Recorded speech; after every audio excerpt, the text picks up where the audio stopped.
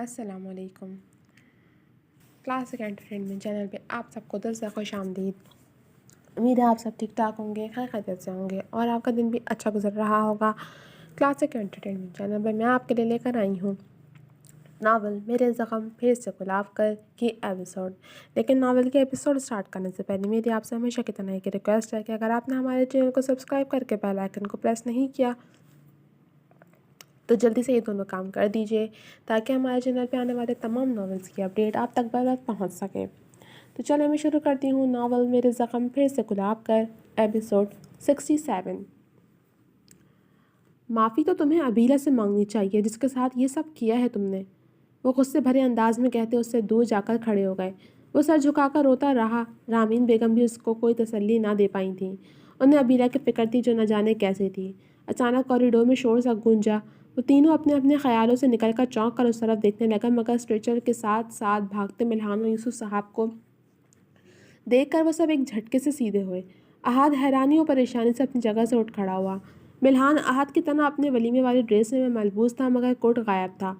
उनके पीछे ही उन्हें राबिया बेगम भी नजर आई थी। असल झटका तो उन्हें स्ट्रेचर पर बेजान सी लेटी मनाम को देख के लगा था, जिसका चेहरा खतरनाक हद तक पीला पड़ गया था, जबकि नाक से खून निकल कर जमने लगा था।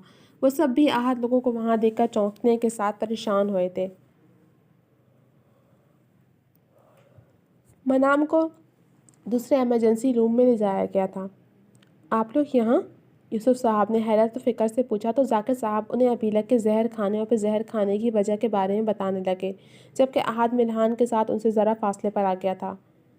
गुड़िया को क्या हुआ? उसकी ये हालत कैसे हो गई? तुम दोनों तो खुश थे ना एक साथ? अहाद ने फिक्र से मिल्हान से पूछा था, जिसका चेहरा कदरे सपाट था, मगर आंखों में मनाम के लिए फिक्र के गहरे रंग छाए हुए नजर आ रहे थे। पहले तुम बताओ, अबीला को क्या हुआ? क्या फिर कुछ उल्टा सीधा किया है तुमने उसके साथ? मिल्हान ने जवाब देने के बजाय सवाल पर सवाल किया कि वो जाकिर साहब के मुंह से सुन चुका था कि अबीला ठीक नहीं। अहाद अबीला के जिक्र पर सब कुछ याद करता नफ़ी में सर हिला गया। इस बार जानबूझकर कुछ नहीं किया, मगर अनजाने में ही उसे बहुत बड़ी तकलीफ दे दी। अब न जाने वो मुझे माफ़ भी करेगी या नहीं। उसकी नाराज़गी से डर रहा हूँ मैं, कहीं सज़ा के तौर पर जुदाई ना दे दे। आहत के लहजे में खौफ था, अबीला को खो देने का खौफ। ये तुम कह रहे हो जिसे उसकी नाराज़गी से फ़र्क ही नहीं पड़ता था? मिल्हान ने हैरत से पूछा। तुम्हें पता है इस दुनिया का सबसे बड़ा बेवकूफ़ कौन है? आहत के सवाल पर मिल्हान उलझा। भला इस मौके पर इस बेतुके सवाल की क्या ज़रूरत थी? मैं एक बेहद बेवकूफ़ और अहमक इंसान हूँ। आहत ने अपने बाल नोचे तो मिल्हान मज़ीद उलझा। तुम ऐसे क्यों कह रहे हो? मिल्हान अपनी उलझन सुलझाना चाहता था कि आहत की बातों का मतलब वो समझ नहीं पा रहा था। ये लंबी बात है, अभी बताता हूँ, मगर मुझे पहले ये बताओ कि मनाम गुड़िया को क्या हुआ है? मुझे उसकी फ़िक्र हो रही है। आहत की बात सुनकर उसने मुट्ठियाँ भींची। न जाने क्यों उसे आहत का मनाम के लिए फ़िक्र जताना बुरा लगा था। अभी वो जानता नहीं था कि मनाम वही लड़की है। अगर उसे पता चल जाता तो क्या होता? उनकी दोस्ती टूट जाती और वो एक दूसरे से शर्मिंदा होकर रह जाते। और मिल्हान ये नहीं चाहता था, ना ही उससे मनाम को डिस्कस करना चाहता था, कि उसे अब भी ये गवारा नहीं था कि वो अपनी अनमोल को किसी और के साथ डिस्कस करे, और वो भी उस शख्स के साथ जो उसकी अनमोल से मोहब्बत करता था, चाहे जैसी भी थी उसकी बीवी थी। और वो माने या ना माने उसका दिल अभी भी उसकी मोहब्बत में मुब्तला था, जिसे वो डांट फटकार कर खामोश करवा देता था। अपने पेरेंट्स को याद कर रही थी तो बीपी लो हो गया था। वो ठीक हो जाएगी। तुम बताओ कि अबीला को क्या हुआ है? डॉक्टर्स क्या कह रहे हैं? मिल्हान ने लहजे को सरसरी से बनाते हुए एक बार फिर साहब का सवाल दोहराया तो आहत ने सख्ती से आंखें मीच कर खोली। उसने जहर खा लिया। आहत ने बुझे से लहजे में कहा तो मिल्हान के माथे पर बल पड़े। मगर क्यों? उसने बेहद सर्द लहजे में पूछा। क्योंकि मैं दुनिया का बेवकूफ़ तरीन और बेहिस इंसान हूँ। आहत ने फीके से लहजे में कहते उसे शुरू से लेकर आखिर तक हर बात बता दी। जबकि मिल्हान, वो तो यूं था जैसे कांटों के बदन में लहू रही। आज जू जू बोता गया, तू मिल्हान के चेहरे का रंग उड़ता गया। आज शायद दिन ही इंकशाफात का था। आहत पर कम मगर मिल्हान पर इतने धमाके हुए थे कि वो अपनी जगह खड़ा नहीं रह पाया और बेसाख्त पर लड़खड़ाया। आहत अगर उसे न थामता तो शायद वो नीचे गिर चुका होता। आहत की बताई हर बात उसके सर पर बम की तरह फट रही थी। یعنی منام وہ لڑکی نہیں تھی جس سے وہ محبت کرتا تھا، بلکہ وہ لڑکی ابیلا ہی تھی، اور وہ اپنی انمول کو غلط سمجھتا رہا جو اب اس کی بیوی تھی۔ منام نے کتنی بار کہا تھا کہ اس کا آج سے کسی قسم کا کوئی تعلق نہیں، اس نے بس اینجل کو چاہا ہے، مگر اس نے منام کی ایک بات نہیں سنی تھی۔ اس نے منام کو کتنی باتیں سنائی تھیں، کتنا ذلیل کیا تھا، اس پر الزام لگائے تھے بنا اس کی وضاحت سنے، اور آخر میں تو اس نے حد ہی کر دی تھی۔ اس نے منام کو طلاق دینے کا فیصلہ کر دیا تھا، اور یہ فیصلہ دو ٹوک منام کو سنا بھی دیا تھا، جبکہ وہ اچھے سے جانتا تھا کہ منام طلاق سے کتنی خوفزدہ تھی۔ وہ دنگ سے خالی خالی نگاہوں سے راہداری کے فرش کو تکنے لگا۔ احاد خود کو دنیا کا بیوقوف ترین شخص کہہ رہا تھا، مگر بیوقوف تو وہ تھا جو بنا کسی ثبوت کے بس مفروضہ اور اتفاق کی بنا پر منام کو سولی پر لٹکا دیا تھا، بلکہ وہ دونوں ہی بیوقوف تھے۔ ملہان منام کو کہے اپنے الفاظ یاد کرتا اپنی نظروں میں گرنے لگا تھا، اور اب منام کی حالت آنکھوں کے آگے گھوم رہی تھی تو دل میں عجب سی بے قراری اور ہلچل مچی ہوئی تھی، جو مچی تو بہت پہلے بھی تھی، مگر وہ اس بے قراری کو منام کے دھوکے کو سامنے رکھ کر دل ہی دل میں دبا رہا تھا۔ ہان، کیا ہوا تمہیں؟ تم ٹھیک ہو؟ آہت پریشانی سے اس سے پوچھ رہا تھا، جبکہ وہ بس خالی خالی نگاہوں سے اسے دیکھنے لگا۔ جس پر آہت پریشان ہوتا اس کے پاس ہی بیٹھ گیا، مگر ملہان کی چپ نہیں ٹوٹی۔ اس کا دل تکلیف سے بھر گیا تھا، جبکہ دماغ اسے لان تان کر رہا تھا کہ یہ اس نے کیا کر دیا۔ پہلے بھی وہ بنا کسی ثبوت کے سنی سنائی باتوں پر یقین کر کے منام کے ساتھ غلط کر گیا تھا، اور اس بار بھی صرف مفروضوں کی بنیاد پر اسے ہی الزام دے گیا تھا۔ وہ منام کو جانتا نہیں تھا، لیکن انمول سے تو وہ محبت کرتا تھا، اور محبت میں سب سے زیادہ ضروری اعتماد ہوتا ہے، جو ملہان اپنی محبت پر نہیں کر پایا تھا۔ اس نے منام کی ساری ڈائری پڑھی تھی۔ اسی کے ساتھ جو ہوا وہ غلط ہوا تھا، جس کا اسے دکھ تھا، مگر وہ سب کچھ بھلا کر اس بات پر یقین رکھ کر اسے تکلیف دے گیا تھا کہ احاد کی گرل فرینڈ وہی تھی، جبکہ منام کی ڈائری میں احاد کا ذکر ہی کہیں نہیں تھا۔ اور تب ملہان نے یہی سوچا تھا کہ اس نے جان بوجھ کر احاد کا ذکر نہیں کیا۔ وہ اپنے کیے پر پچھتاتا منام کے بارے میں سوچ رہا تھا کہ نہ جانے وہ کتنی تکلیف میں ہوگی، نہ جانے اس نے کس طرح ملہان کے کڑے لفظوں کو سہا ہوگا، اور پتہ نہیں وہ ہوش میں آنے کے بعد کیسا رد عمل دے گی۔ وہ مسلسل اسی کو سوچتا ہلکان ہو رہا تھا۔ آنکھیں شدت تکلیف سے سرخ پڑنے لگی تھیں، مگر وہ رویا نہیں تھا کہ کسی کے سامنے وہ رونا نہیں چاہتا تھا۔ احاد نے اسے چپ دیکھ کر، اس کی آنکھیں سرخ دیکھ کر اس سے مزید کچھ نہیں پوچھا، بلکہ اسے زمین سے اٹھا کر کرسی پر بٹھا دیا۔ احاد کو یہی لگا تھا کہ وہ اسے یہ سب سن کر لان تان کرے گا، برا بھلا کہے گا، مگر ملہان تو ایک دم چپ ہو گیا تھا، اور اس کی خاموشی کو اس نے منام کے فکر پر محمول کیا تھا۔ اس کے بعد سے اس نے کسی سے کوئی بات نہیں کی، بلکہ چپ چاپ سپاٹ چہرہ لیے وہیں کرسی پر بیٹھا رہا۔ کچھ دیر بعد منام اور ابیلا کے ڈاکٹرز ایک ساتھ باہر آئے تھے، جنہیں ان سب نے گھیر لیا۔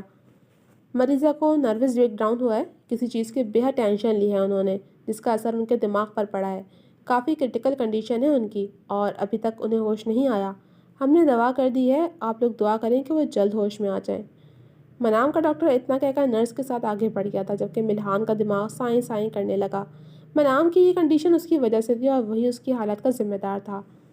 مریضہ کا معدہ ہم نے واش کر دیا ہے، پر وقت اسپتال لانے پر ان کی بچت ہو گئی ہے، ورنہ وہ جان سے جا سکتی تھیں۔ انہوں نے جس بھی وجہ سے یہ حرکت کی ہے، مگر آئندہ دھیان رکھیے گا کہ ایسا کچھ نہ ہو، ابیلا کے ڈاکٹر نے کہا تو انہوں نے سکون بھرا سانس بھرا۔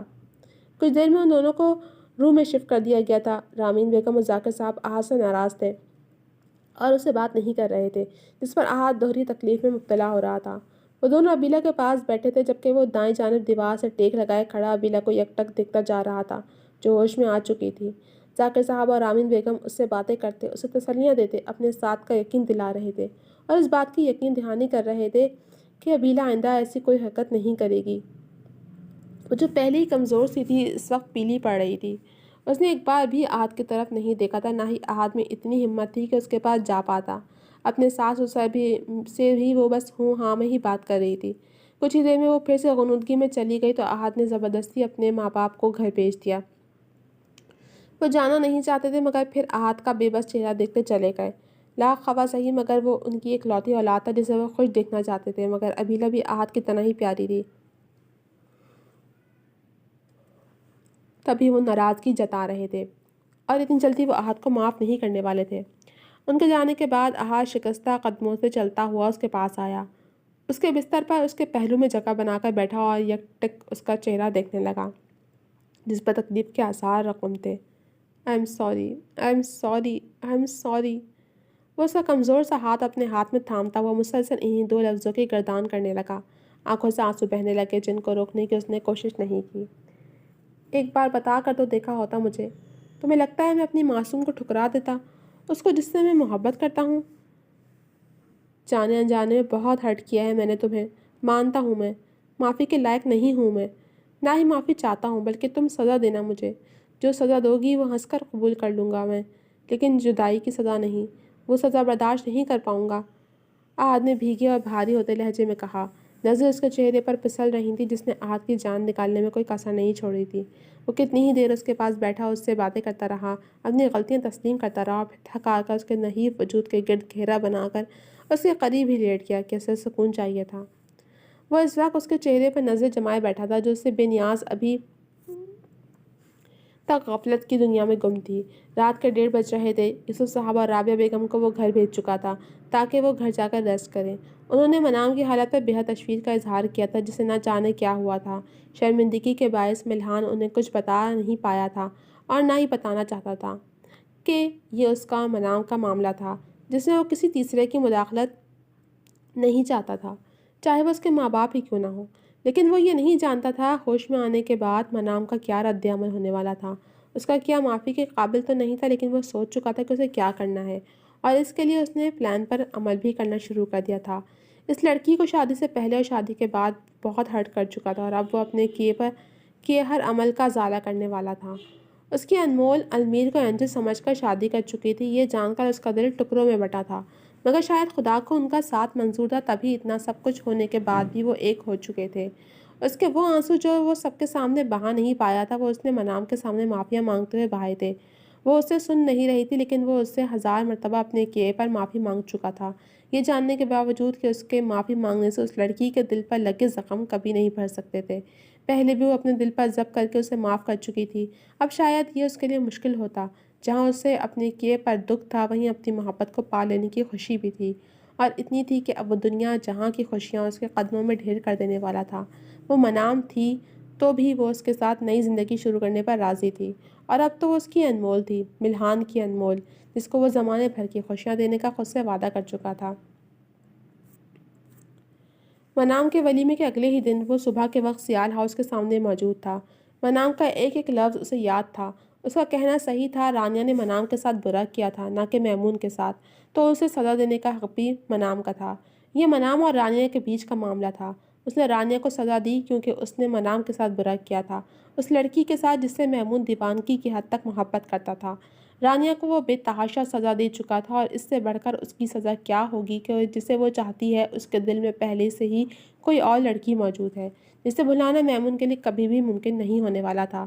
وہ اب اس کی سزا ختم کر کے اسے واپس لے جانا چاہتا تھا کیونکہ وہ منام کی بات مان کر اب اس کے ساتھ نئی زندگی شروع کرنا چاہتا تھا۔ رانیہ سے شاید اسے محبت کبھی نہ ہو پاتی، مگر زندگی گزارنے کے لیے محبت اتنی ضروری بھی نہیں جتنا احساس ضروری ہوتا ہے۔ وہ اسے محبت نہیں دے سکتا تو کیا ہوا اس کا احساس کرے گا۔ اس نے گیٹ پر کھڑے چوکیدار کو کہا تھا کہ وہ اندر اطلاع دے کہ میمون آیا ہے۔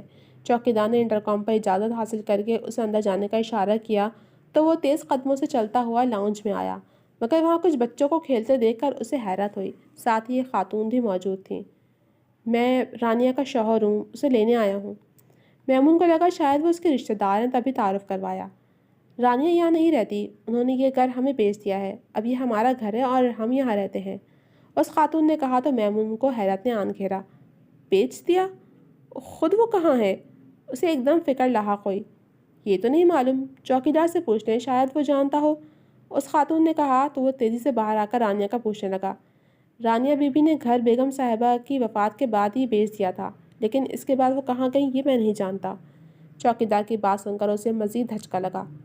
بانو آنٹی کی وفات ہو گئی؟ وہ شدید حیرت کا شکار تھا۔ جی تو جناب، اب تک کے لیے صرف اتنا ہی۔ کیسی لگی آپ کو یہ ایپیسوڈ؟ کمنٹ سیکشن میں اپنی رائے کا اظہار ضرور کیجیے گا۔ جلد ملوں گی آپ سے اگلے ایپیسوڈ کے ساتھ، تب تک کے لیے اجازت دیجیے۔ اللہ حافظ۔